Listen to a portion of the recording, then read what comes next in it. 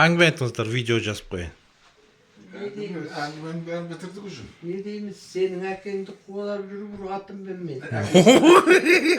Құйқасын тістейтінмін.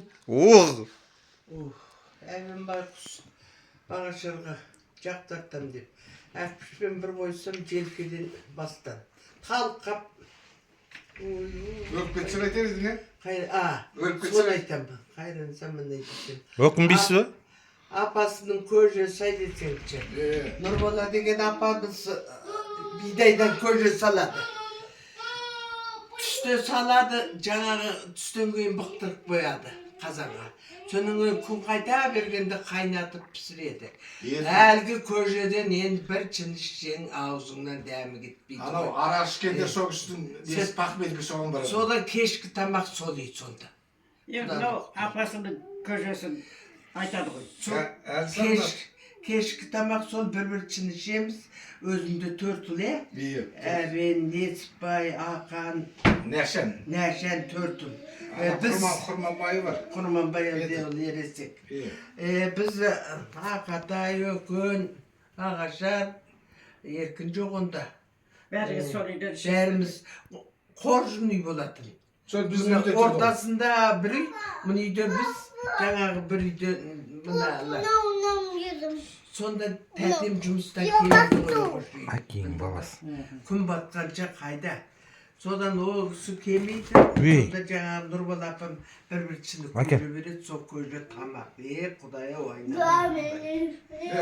Соның қалғанын күнге құятта аштық қояды. Ертең өтті бұрқырап тұрады, тура қымыз ұстап бұрқырап тұрады. Сонымен жаңағы ар-бер өткендер жоқ демейді. Әлгі көшім дегендер келмеші батыр. Сондағы берекені айтты. Қазір асып төгіліп атса да бермейді. Бермейді, аштан өлсең де бермейді. Одан мен 59 жылы ғой деймін. Жауын жауып үйге келіп, қаншан үйде болатын. Сон жауын жауып тұр, үйге кірсем тәтем отып пештің түбінде. 58 жылы ғой. Көңіл жауын, қанжан қайда дедім, қанжанды алып кетті деді. Барымды өкіріп жылады. Төбелескен ойда жоқ. Өкіріп кеп жыладым жатып. Содан жаңағы аға соттанып келді. Содан екеуміз таласамыз. Мен жатам бүгін. Аға келгенде бірінші қойына мен жатам десем, мұна мен жатам дейді. Содан ауылда жаңағы Әріпбай деген енді жаңағы кімнің әкесі? Оразай, жаңағы 80бай, соғысылер енді бір жүрген емес пе? Аға домбырамен өлеңді айтқан. Аға домбырамен өлең айтқан деді айтпағын. Ой, домбыраңды өлеңді сағындық деп жаңа бір таңға отырды. Тамақта жоқ ол кезде. Сайсанда да айтты ғой. Чай ішті. Чай ішеді әйтеуір бір қызыл арақ бар енді сонда. Сол бір-екі бөтелке қызыл арағымен тәтем тағатқан чай. Содан Бағашар ұйықтаса екен деп мен отырам ғой. Содан бір уақыт бұл ұйықтады, жығылды, түнің кейін ел кеткеннен кейін ағаның қойнында мен жаттым сонда. 15 жасым бе? 15 жастамын ғой. 54-те келді. Иә. 14-тесің. 14-те. Содан Бағашар менен бұрын ұйықтап қалды, мен сол ел кеткенше жүріп. Мен есімде мағысына келді. Маған бір пәлтек келді, жасыл пәлтек келді. Демінен ақшасына келді екен сол? Ол әкелгенде менің пәлтем ояқта жаңа балғарлар екен. Жаңа пәлте, ескі пәлтені аударып жіберіп тігіпті біздікін тәтем тапты ғой соны. Жаңағы өң жағын астырғып жіберіпті де жаңа әрі түспеген жақ. Соның жасыл пәлте келді, еғып итке өккенім әйбәт жаңа пәлтеге кетті ғой. Оны бізге жаңа ғой олдың саған? Жаңа ғой енді, ем жоқ қой. Бір жыл мен кәлешпен оқуға барамай қалғам. Оқуды оқып оңдырғам жоқ қой мен. Менімен бірге оқыды ғой. Бағашармен класста қалдық. Класста қалған ол кезде мод еді ғой. Жоқ, Сайсаққа құдалыққа барғанда ешкім бармады ғой, алыс деп, ешкім естімейді, ақшаң керек. Atam Bağaşar Seyitcan Törtemiz var. Sonra men atamның arak ішкенін birinci gördüm. Sonra bir vakitта ağa келіп отыр ғой bir комнатта. Кәбира деді. Деп барып едім, коньяк әкелді, есті жауып қой дейді атам. Сонда жаңағы арақ ішіп жүр, тамақ ішіп жүр, Сейітжан қолына түспейді.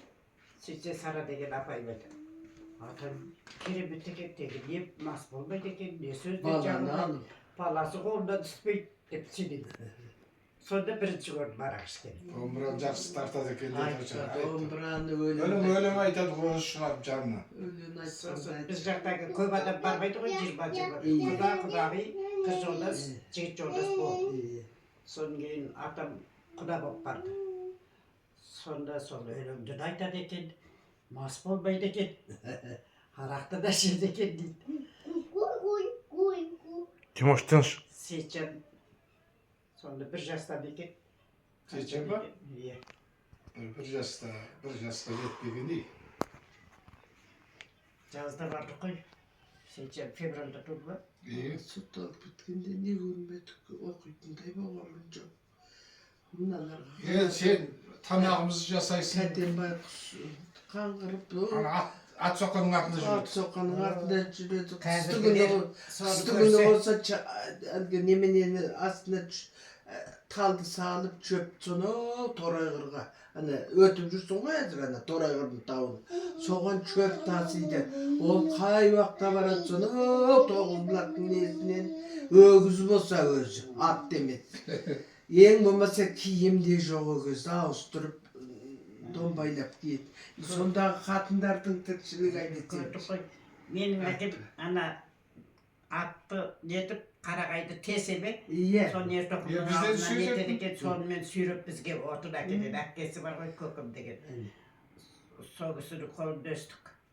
Бір қарағай әкесі Мұқажан, бір қарағай сүйреп әкеледі, сонда неше күн жағамыз.